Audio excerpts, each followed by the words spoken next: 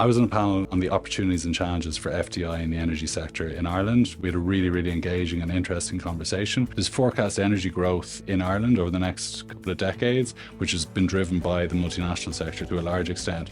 And that's really attractive to international capital in terms of inbound FDI. So we think there's real opportunities there. There's also opportunities on the tax policy side. We do think there are levers that the government could pull to help the attractiveness of Ireland as an FDI energy location. The Irish Examiner, who've partnered the event, of course, we've done a lot of coverage in how the budding renewable sector is really coming to the fore in Ireland. There's a lot of problems, which we've heard on the panel. There's a lot of issues to be solved in planning, grid infrastructure.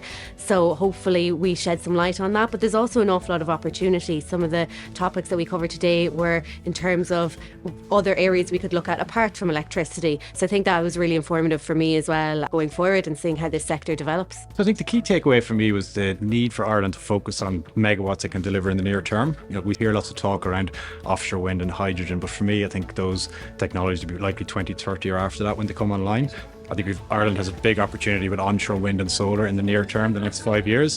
So there's a real need to focus on the regulators to focus on that. We need the planning authorities to focus on that. And we really need the grid operators to focus on delivering those near-term megawatts. So I think some of the key takeaways from me from the session today were around just the big opportunities that Ireland has across all the technologies, be it onshore wind, offshore wind, solar, or grid services, and that the targets that Ireland has to meet, while they're quite large and there's a lot of work to be done to get there, the opportunities I think with the individual companies and the projects and the sectors that all the companies at the conference today are involved in give us a good footing to put ourselves in a good place to meet those targets.